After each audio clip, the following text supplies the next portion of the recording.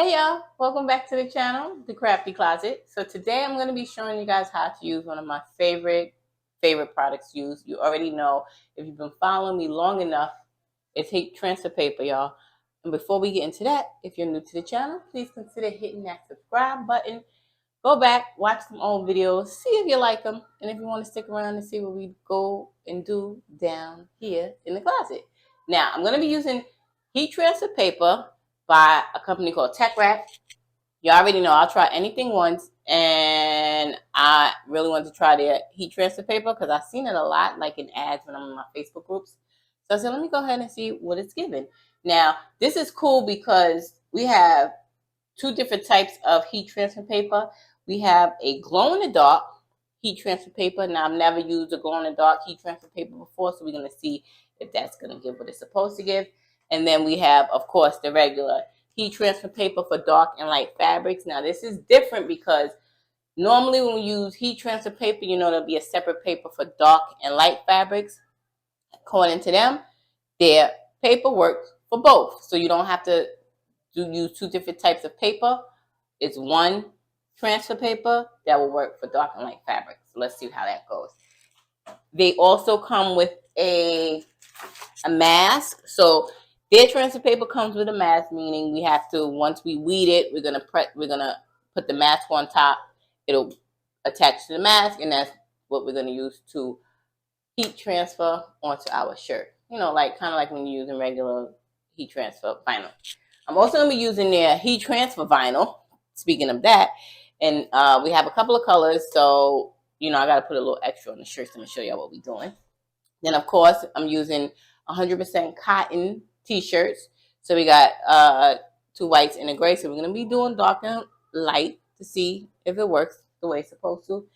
And you can't do anything without your inkjet printer. You already know HP 3755 all-in-one inkjet printer is what I use, and I'm doing my printable heat transfer paper projects. Now, all of that being said, we're going to get into this Teckwrap heat transfer paper and see if it is everything it seems to be in all the ads that we see. And I don't know, y'all. We might have something that has moved up to the top of the list when it comes to using heat transfer paper. You don't know. So, you know what you got to do. Want to learn how to use the Teckwrap heat transfer paper? You got to stick around.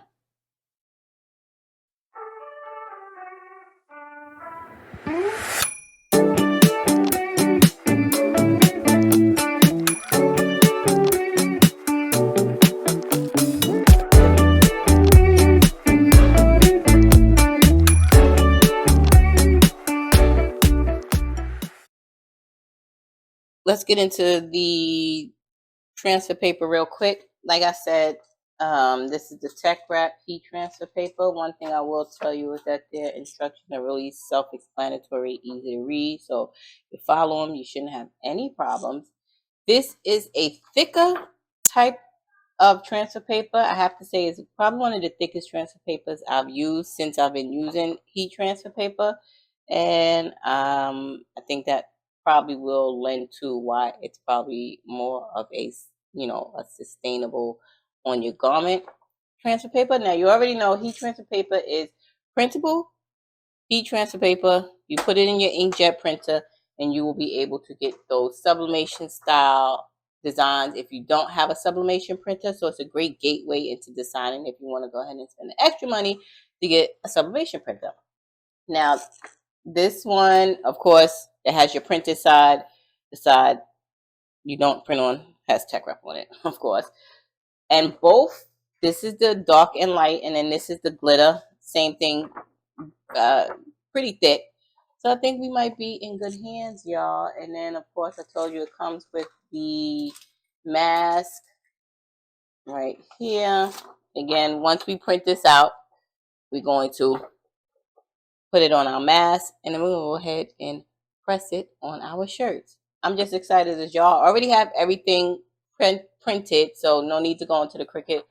Everything I got from Etsy. All of the images, I'll put them in the description box. And that's about it. Let's go ahead and press this and see if it's worth it.